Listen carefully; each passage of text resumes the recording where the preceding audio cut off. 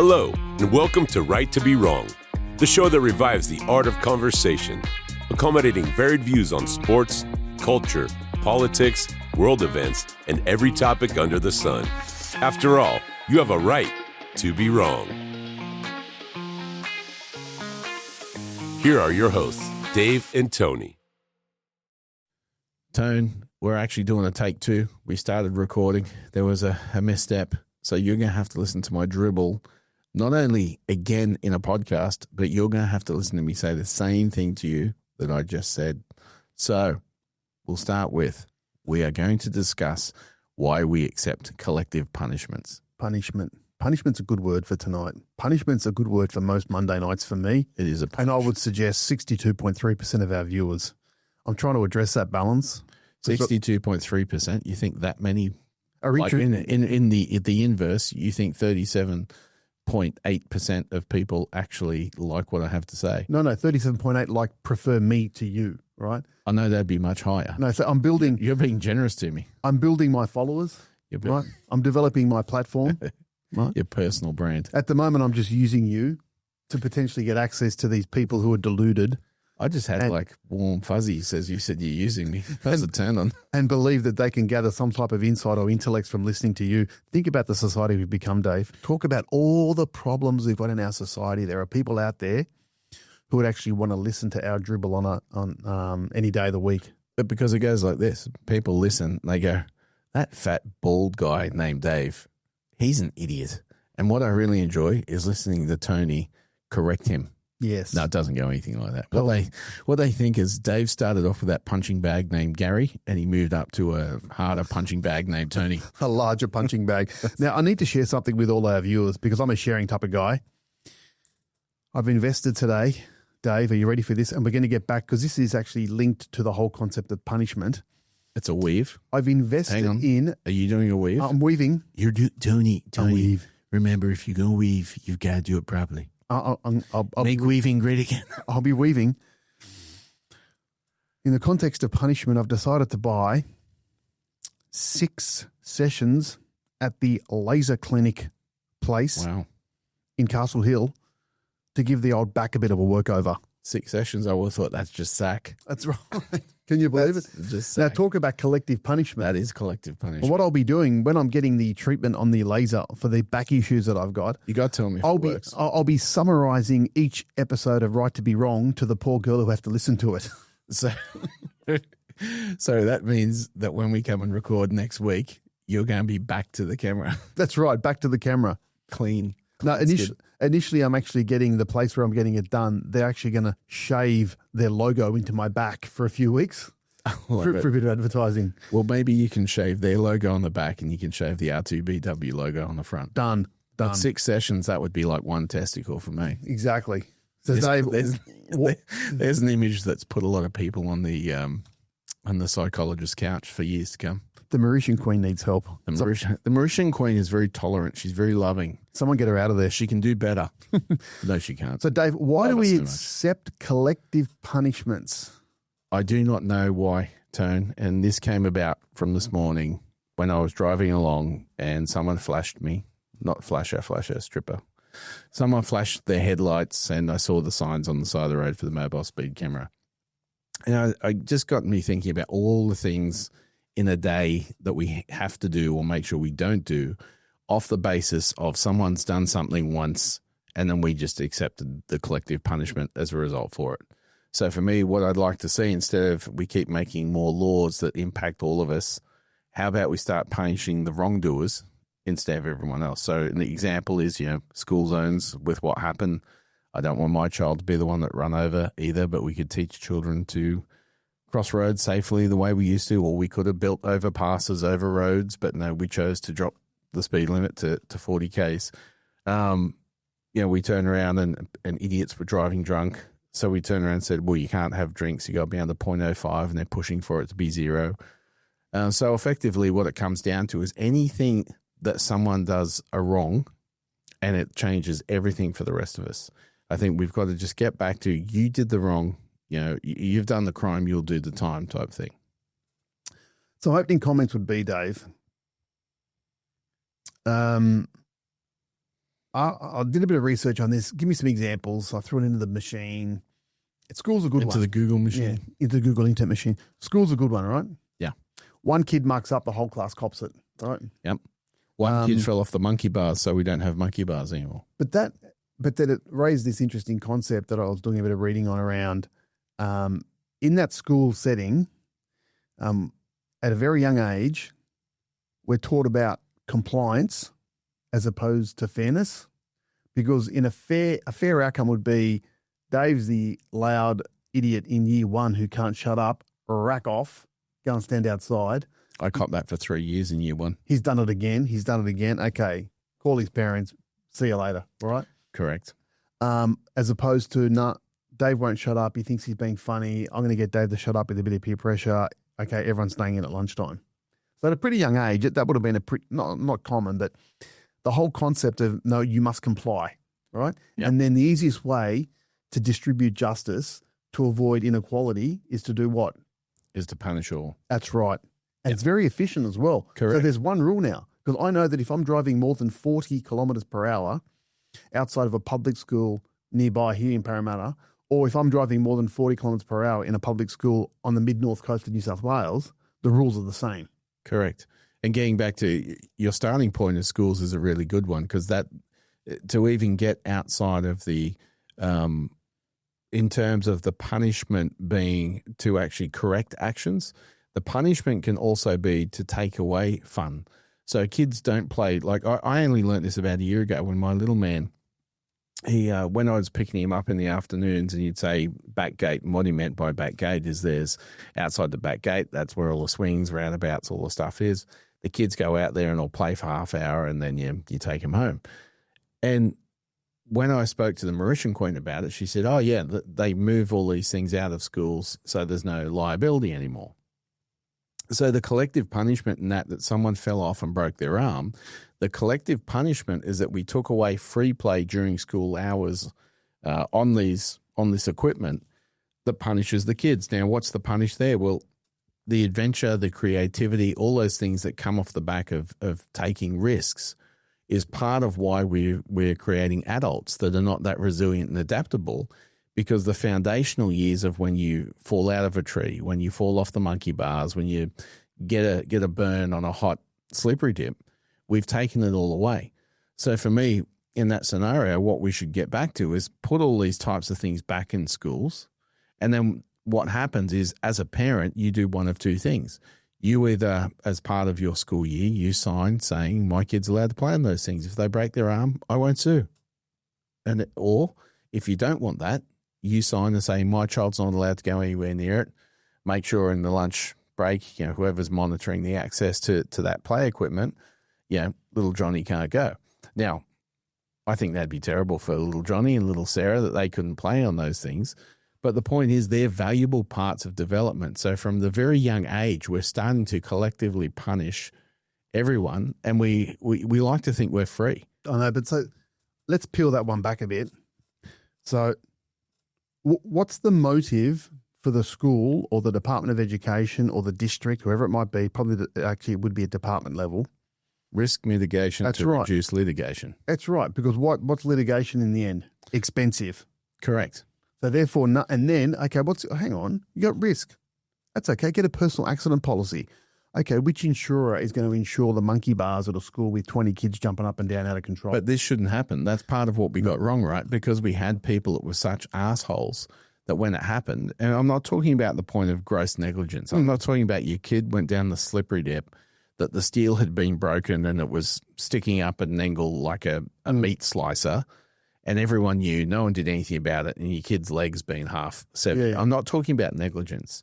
I'm talking about situations where kids are kids. They're playing. They broke their arm, and then some arsehole wanted to sue a school. Like those people in society that you want to sue because of an accident, you are part of the problem.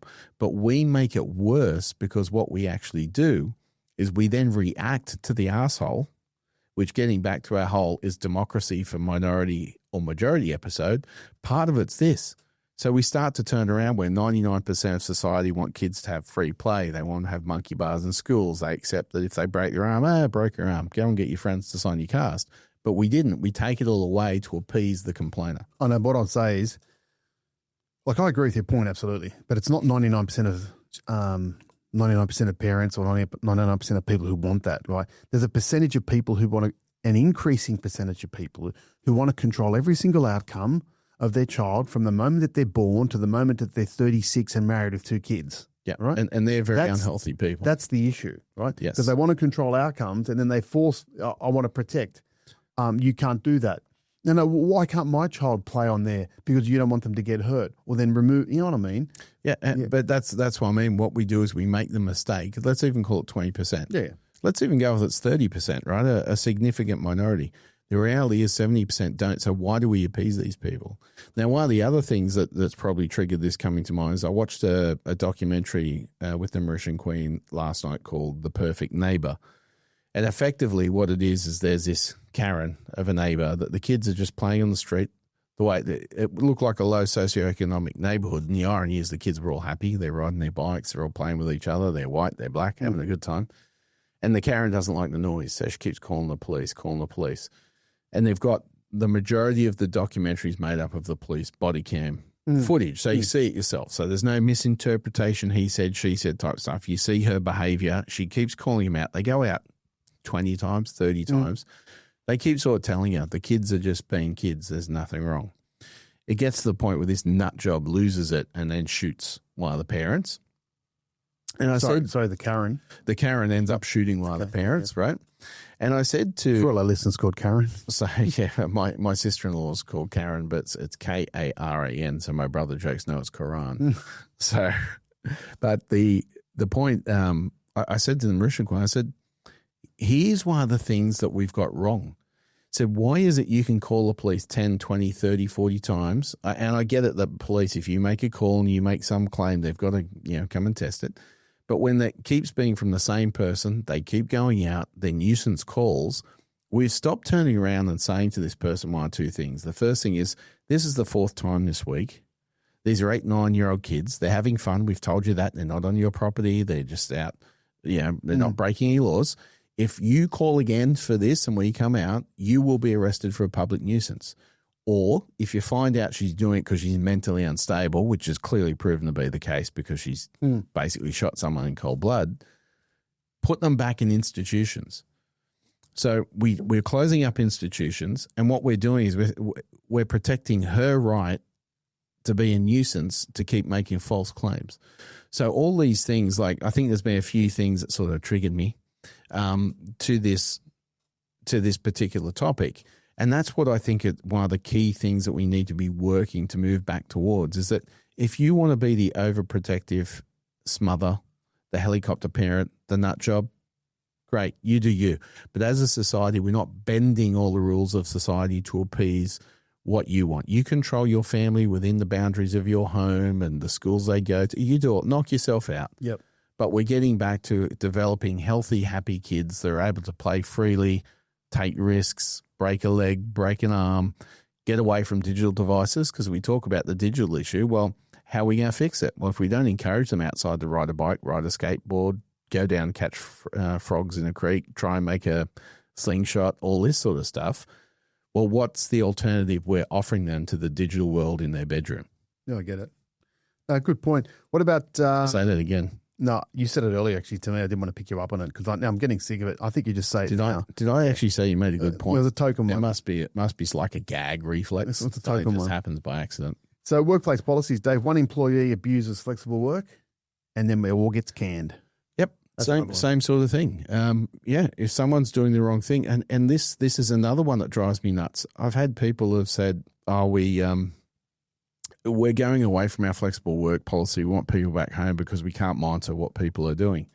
And the person that said it to me, I said, well, when they're in the office, what are you monitoring? What's your performance monitoring? And they had no answer. So I said, so your sheer single metric of performance is I saw them in the office. Like that's treating people like a child. Yeah. And you're right. It is another good example. It's like, Jono goes out surfing and he's not producing his work on time and the standards dropped. Well, have a word to Jono. Listen, you're working from home. You like to surf. We don't mind. But guess what's happening? The product you're producing for us is declining. So here's your first warning. to me, if you can clearly delineate what the expectations of someone's role are, what are the deliverables, what's the due date, and what's the quality standard, and they hit it, boom, that's it. And I think that's probably something a lot of people are going to get frustrated with in the coming years is they're going to find out that, one person, one team, whoever was taking the piss, and suddenly we all lost our privileges. We should stop accepting this. We should start putting the onus that whether it's governments, whether it's police, whether it's management, say, no, it's your responsibility to deal with the personal people that are doing the wrong thing and stop taking away my freedoms, my opportunities, my rights, because you can't manage the things you need to manage. I know, but in a corporate sense, HR is largely about risk mitigation as opposed to enforcing like individual accountability. Like it's almost too hard for them to do that. But that in itself says to me, you've got the wrong HR people. And by the wrong HR people, I'll defend them to this extent. I understand there's legislation that they're required to ensure that you're compliant with, right? I get it. So what we need is, as part of this change, we need governments to take responsibility and go, you know what, we've looked through some of this stuff, and this is ridiculous. Some of these things that you have to be compliant with, we understand what it's doing is the situation where one team did X and therefore you took it away. So again, it gets back to part of that conversation around we don't ask anymore what's right. We ask, are we compliant? Yeah, agreed. And I'll throw another one in there, but not for comment. Another good one that I actually thought of randomly was around sporting fans, soccer fans. Some idiot throws a flare. Yep. And then the whole 3 or 4 or 5 or 6 bays of supporters get tarred with the same brush and get banned. And actually, soccer's a good one too, because when you think about flares, one throws a flare and then you get 5 or 6 others. So you're only talking about 6 people that throw flares, but you got 6 flares. It makes it look like a whole stand is on fire. Yeah. And everyone's been caught up with what that idiot did through Rosacross. But when it comes to the most pronounced, one of the most significant imposts on the collective that we can recall are the changes in airport security as a result of 9/11. Yep. Right. So when it comes to public safety, is collective punishment justified? Look, there are times that I can understand that things change, right? There are seismic moments that change the way some things are done. So using 9/11 as an example, it changed air travel forever, right? So I can understand that there are some things that the risk that you're mitigating is sort of at such a large scale, it's not an individual choice, right? So for me, getting on a plane, it's not like I've gone, listen, I like my boy to get on the monkey bars. I don't care. If he breaks his arm, he breaks his arm. That's part of growing up. Getting on a plane and having it flown into a building is sort of not, an individual choice, if that makes sense. Yeah. So it's like everything in life, right? There's never really black and white. Part of being an adult is having the ability to understand the nuance, or if you don't have the conversation, and knowing when you accept a collective punishment in the sense of that security, and when it's what it's doing. Well, I guess here's the measure. I would say, have you thought about the unintended consequences, and do the changes and the collective punishment outweigh the benefit of what you're doing? Yeah. So, for example, to use a commercial context, when I was working at the University of Sydney, we had someone that really didn't have any commercial acumen. Well, ironically, a lot of them don't. Because when you work in those government jobs, if things cost money, it's not your money. You've never run a business. The taxpayers just keep stumping it up. So they got to the point where they were worried about when we were doing misconduct investigations, you obviously want robust and fair investigations. You don't want to be sued. You don't want to trample someone's rights. You want to get them right. So what was happening is, if there was any doubt on something, or if a student had 5 allegations put to them, the way the policy was written, if they admitted to 4 and disagreed with the 5th, we'd run this whole investigation process. Then there are a whole bunch of other things that they were just worried about the risk. So it got to the stage where millions and millions and millions of dollars a year were being spent on investigations, where I actually said, you do realize that in the time that I've been in this team, at that point it was about 7 years or something, I said, we've never had one situation that you're talking about that we end up in the Supreme Court. I said, for this hypothesis, I'll give you, we do one a year. Like it becomes so common that once a year the university's in the Supreme Court over some misconduct matter that the student says you've trampled my rights. I say at the point the student went to a lawyer and said, you've got this wrong, if we handed them back every single dollar they'd given to the university in tuition, student services fees, add interest, and they've still got their degree, I think the numbers were something like $350,000. I said that would be $350,000 a year that you'd be settling for each one, but you're currently paying 10 times that. So your risk mitigation is not working. Mm. So at some point, we've got to start saying, okay, you're protecting one, but what's the cost elsewhere? So you touched on a point around the public safety issue and then individual responsibility or individual impact. So when an individual is doing something when an individual is making a choice, to the extent that it doesn't result in extreme public safety issues, then it's something we should be able to just to handle by placing some level of restriction on the individual themselves. Okay. Yep. Now, slightly different bend. Let's talk about COVID. All right. So we're all compliant. We all You're got going to get demonetized too. No. We all got told. Wear your masks, social distancing, work from home, yada yada yada. And now you look back. I was watching today some highlights of the LA Dodgers recently won the National League pennant. They're going to the World Series. They got this Japanese player called Shohei Ohtani, is an absolute legend. Anyway, they were showing the past 3 or 4 World Series that they qualified for, and they actually showed 2. In 2020, they actually won the World Series. Or just you look back at it now, Dave, and the guy hits the home run. It pans to the bench where all these players are going off. They've got masks on, right? The umpire's got some type of mask on underneath. Half the fans have got masks on underneath. And I thought to myself, the penny just dropped. I've gone, how did we get there, right?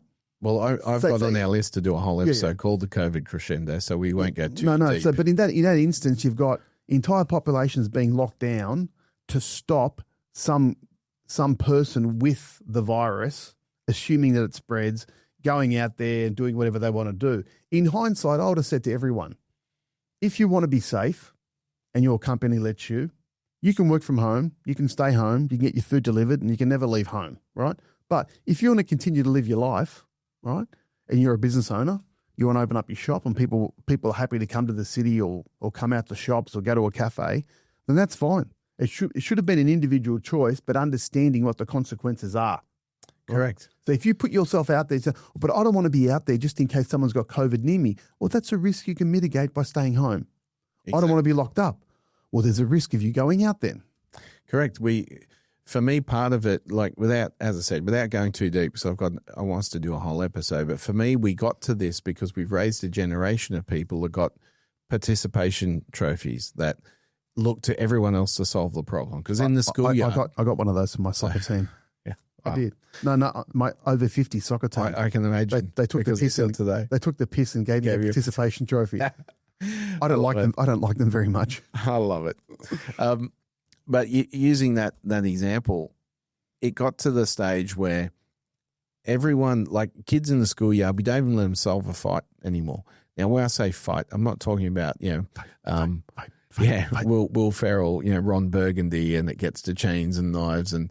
But what happens is we've raised everyone that every problem that arises, you turn to someone else to solve. Some problem at work, HR. You don't like your kid broke their arm? Litigation. As a kid, you're in an argument with a bully, don't stand up to him.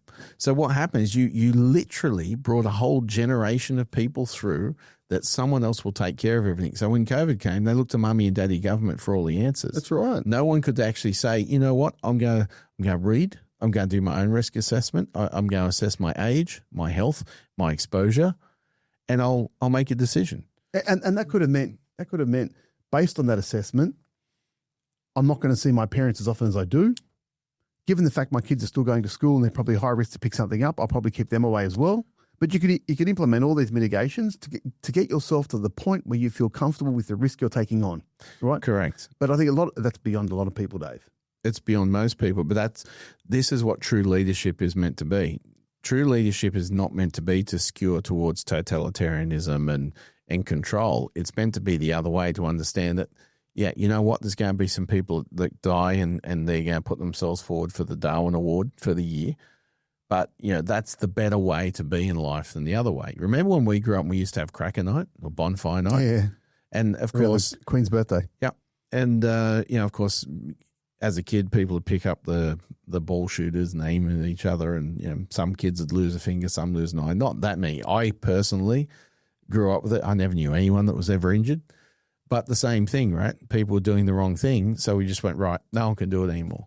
Like, what is going on? Those are, especially something like cracker night or bonfire night, depending on what you called it, that used to bring the community together because everyone in the street, we used to have a guy that lived next door to us. He was Lebanese. His wife was Greek.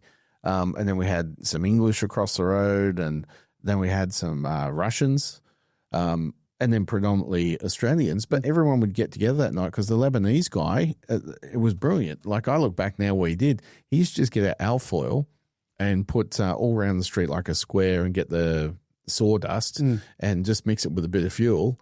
And they're all sitting around the street and he'd light it. It looked really good and everyone's out in the street talking. So these sorts of things, that collective punishment took away some of the community that would get together once a year. And then the couple of months before, where kids would be out together looking for junk to put onto the bonfire, getting it ready. Yeah. So you knew other kids, you're out exploring, you're doing things. And there's no truth to the rumor that I once tied my brother to a bonfire.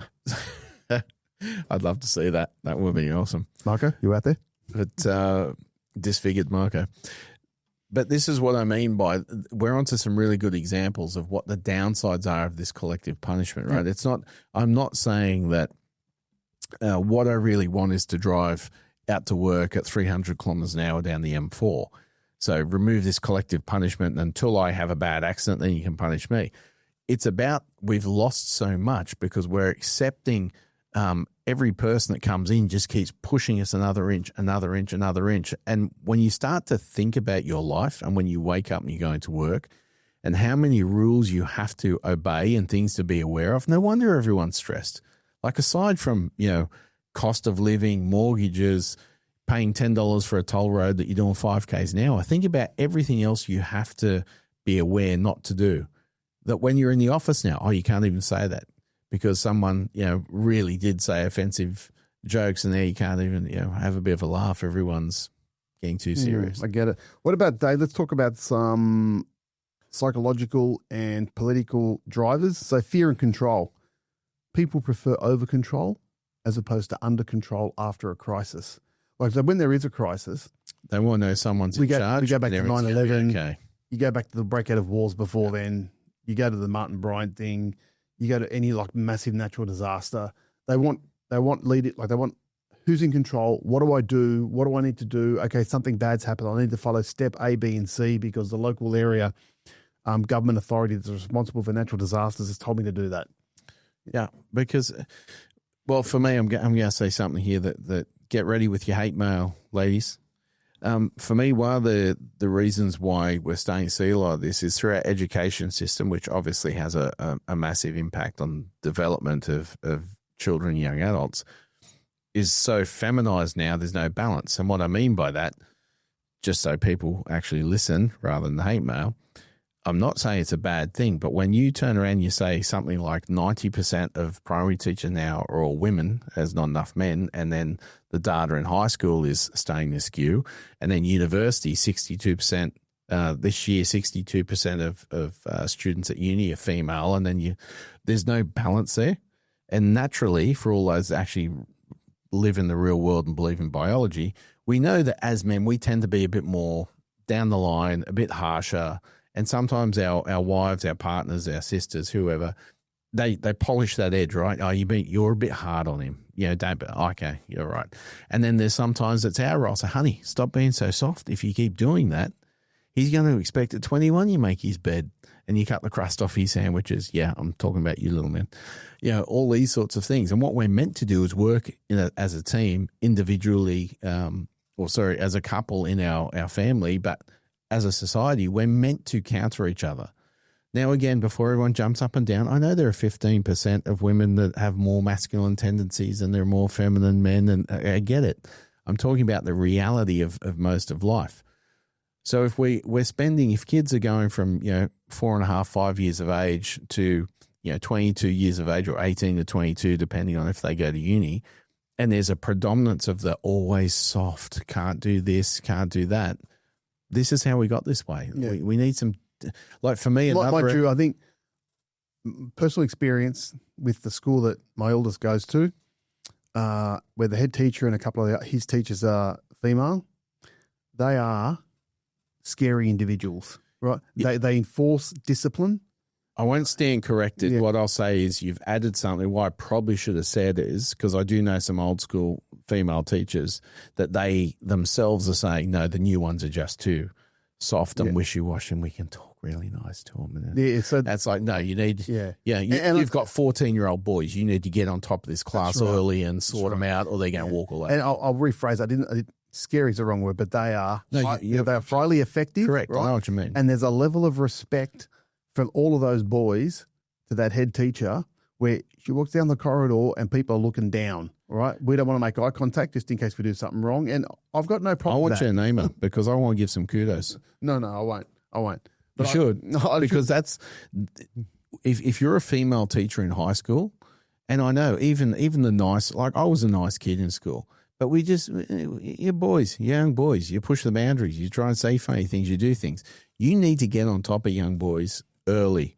Yeah. Like in the first week or two of your class each year, the smart asses, the ones that are going to push the boundaries, let them know, ladies, that you're not going to take their crap very early. So so when I say the feminization, I'm not saying that get women out of the classroom. What I mean is don't go down that softly path. Realize what you're doing is you're nurturing a young mind.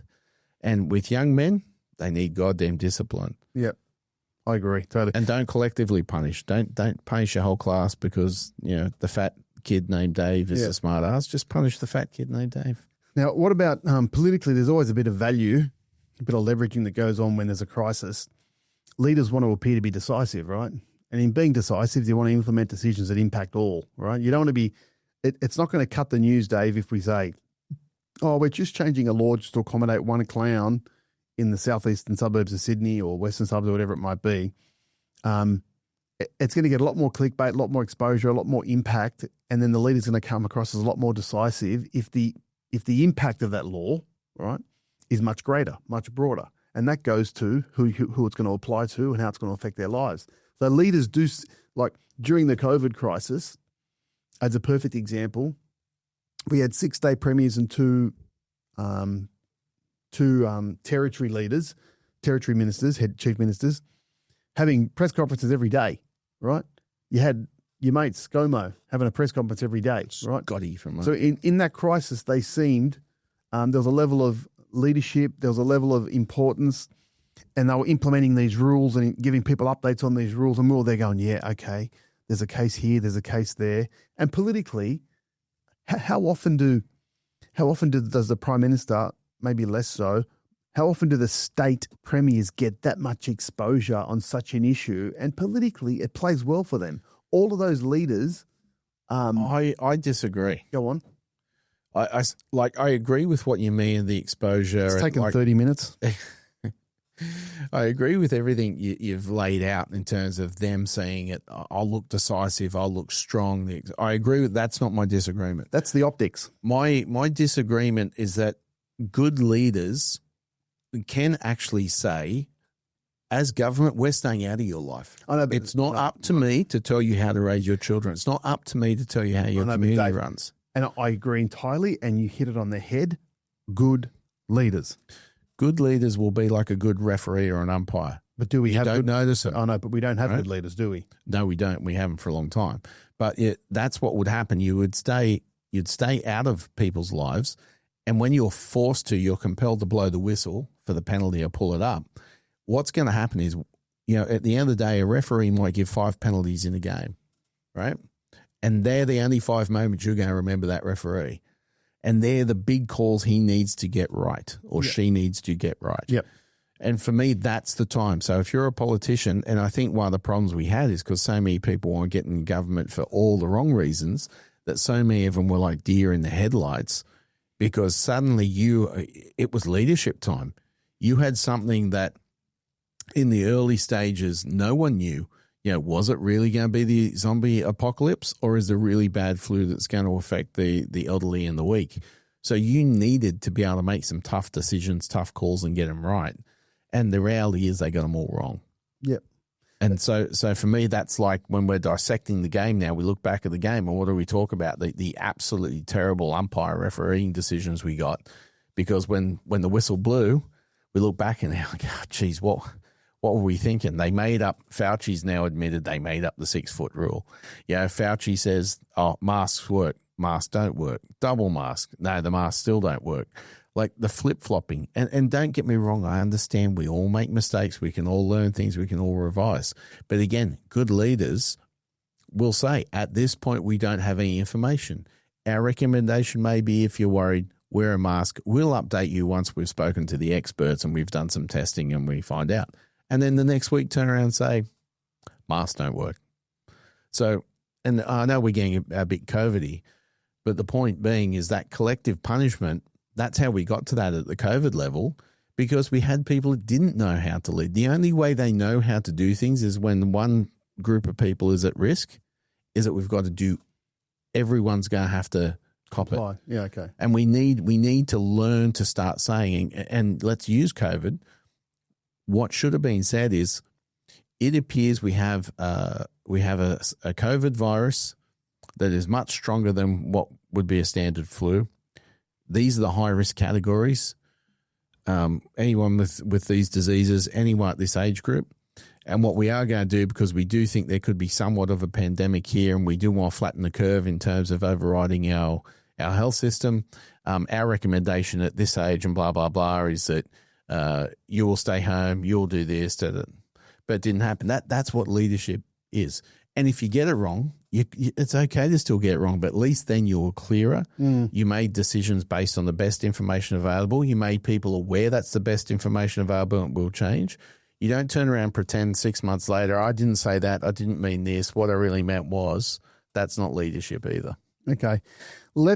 I'll throw some points at you, Dave, in terms of arguments for collective measures, and just give me some quick fire responses. Poo, poo, poo. Poo, poo. Where we go. Pew, pew. So collective measures, it protects the majority from risk. Does the majority need protection from risk? Fair call. Encourages shared responsibility. I would say it takes away takes away individual accountability and decision making. The fact that you said that, and I was going to say the same thing, concerns me. It means we're thinking along similar lines. Well, maybe we're starting to become each other by osmosis. Which probably means, my psychologist, are you listening? Which also means I need if you laser off that hair, maybe it means it'll just onto me and I'll be even hairier. That's a worry. This one plays to the accountant in me. Simplifies messaging and is a very efficient method. Yeah, generally speaking, using the engineering model, the less moving parts, the better. But I don't necessarily think that, in leadership, you just always want to make the simplest, easiest. I know. Because let's be very reductive, but that would be like saying, let's use the American context for our US listeners. And hello to our listener in Ashburn, Virginia, that literally downloads our stuff within the first few minutes, week in, week out, Tone. Can you please give us some feedback? So some direct feedback. Dave-lodge@hotmail.com. It's right through. We'll send you something Australian. Where was I going, Tone? See, I've got myself off track. Our US listeners. Our US listeners. So if we turn around and said, okay, 40,000 people a year are dying in car accidents, the simplest way to deal with this, let's forget that we've tried seatbelts, we've tried speed limits, we've tried airbags, it's not working. We're just going to ban cars. We get a result. We save 40,000 lives. Yeah. And that's classic balancing risk against. In fact, he'd probably save more because everyone walking, they'd probably be healthier people. That's right. So we don't collectively punish by saying, these people died in a car accident, we're taking the car off you. So now against collective measures, so punishes the innocent for the guilty. Fair call. Yeah. All right. Erodes trust in authority. Without doubt. Yeah, and we've got some living examples of that in our recent lifetime. Creates resentment and passive resistance. Yeah, I'm very resentful and I'm a passive resistor. It also drives. What that episode, Dave? The outliers in society. What were they called? The sovereign citizens. Yes. Right? That antitrust, anti-authority. You can't tell me what to do. I'm living outside your world. Yep. Yeah. Undermines the idea of personal accountability. Yeah, and personal accountability is a big one because it can give people an excuse, a legitimate excuse to not take accountability for their actions. And one of the things I hate when you get people, for example, with mortgages and, talking about, the bank this and the bank that. And, well, the bank didn't turn up to your house and put a gun in your mouth and make you sign up for a mortgage that was too big. So for me, I still want I want a lot more personal accountability. There has to be, Dave, because what we do at the moment, and if you pyramid up all that personal accountability up to a government level, you want government accountability as well, right? Correct. And I want to start in the schoolyard again. If the kid falls off the thing, I want to go, and they go, it hurt, and they should have told me when I was up this. Like, no, you chose to climb, you chose to fall, but you'll get over it. From an economic standpoint, Australia is not too far away. So we've got these deficits. We're in debt. We know we're in debt. But if Australia wanted to make decisions that sounded like and looked like we are going to run consistent surpluses, we're going to run those for 10 years, right? We're not going to print any new money, and we're going to use part of that surplus to pay down debt, so we are debt-free, right? So the government could be accountable. I like where your head's at here. And set a program to kind of get to that goal and bring everyone along for the journey, right? Yeah. But they choose not to for different reasons. But that's the level of accountability I want at government level, just to show people down the chain that you need to make choices, right? You cannot earn infinity as your salary.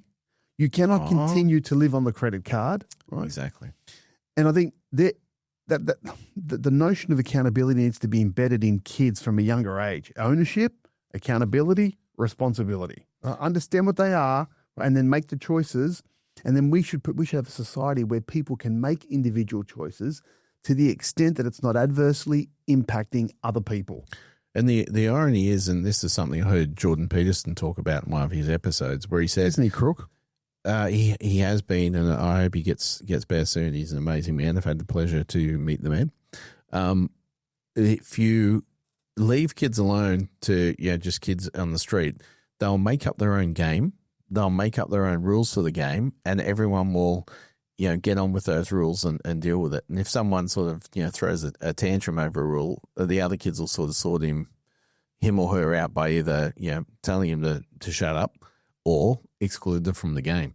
So now the premise of why he said that is that if you leave people naturally to be able to make their own rules and take accountability, most people sort it out. You don't need government intervention all the time. That's right. There's way too much government in our lives. But we, as we said earlier, we all look to government, Dave, to solve our problems for us, correct?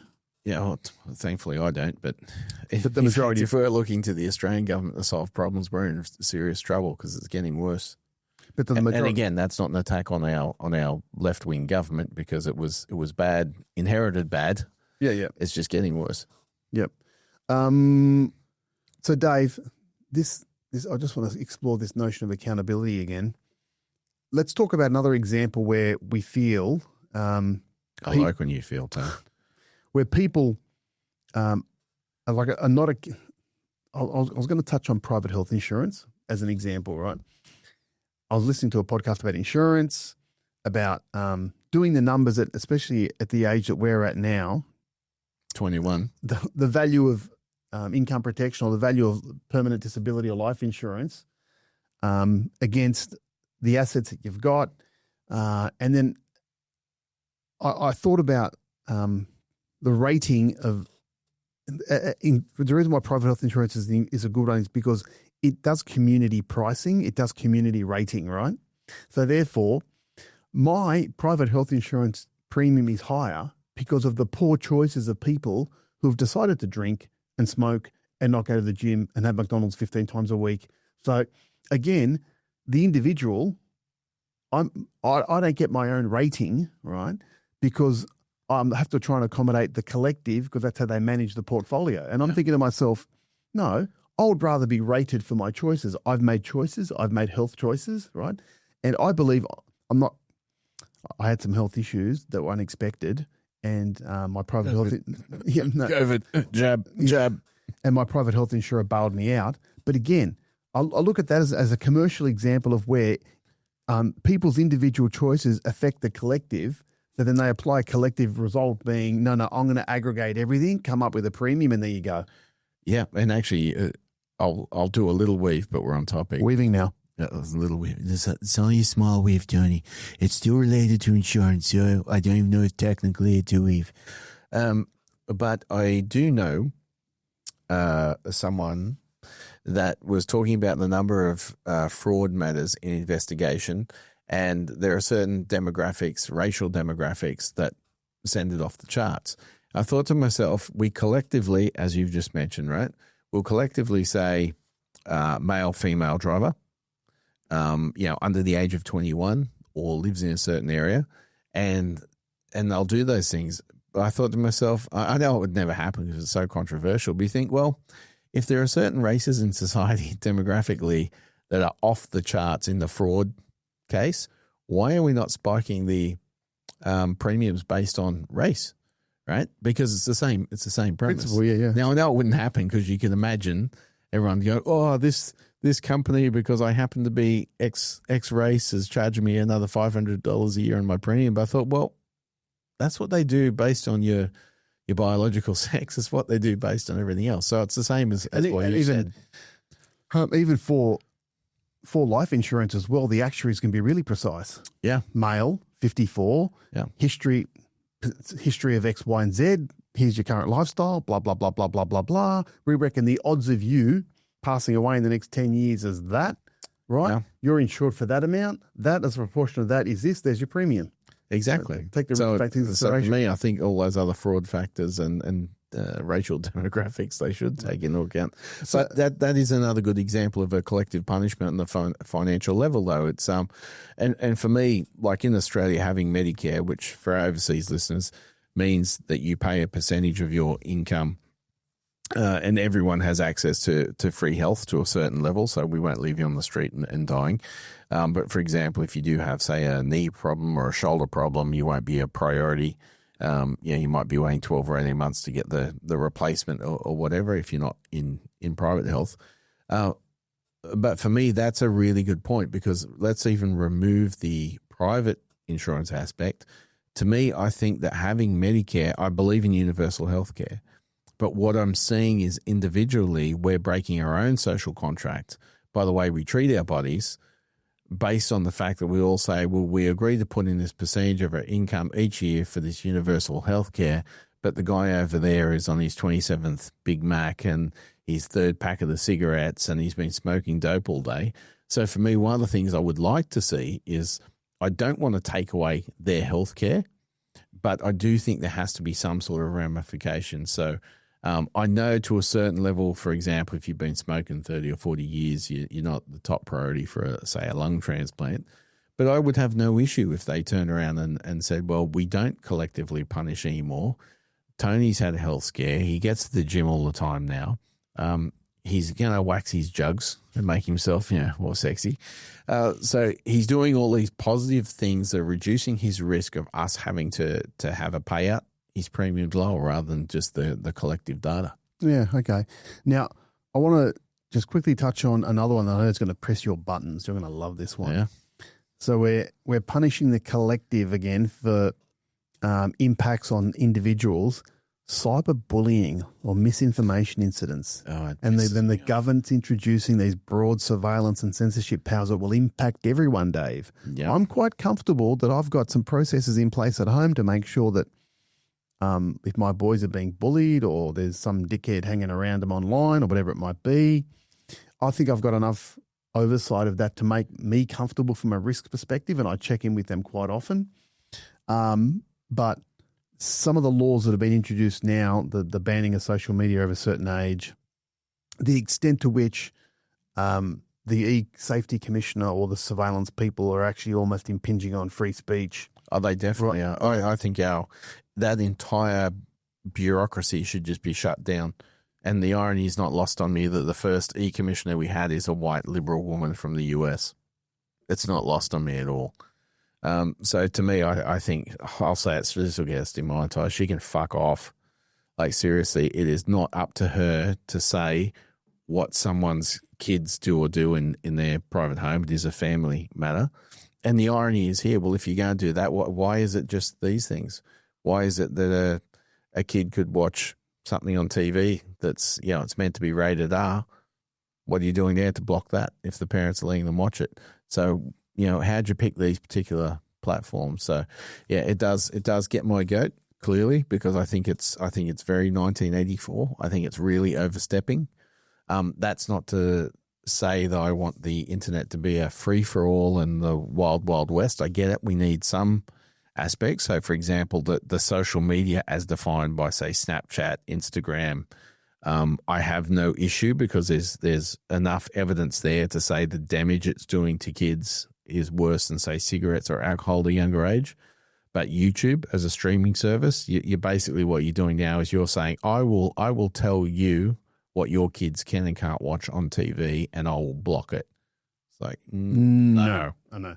So, Dave, let's finish up on. So maybe the real question isn't why governments impose collective punishments; it's why we keep accepting it, Dave. Yeah, and then what can we do?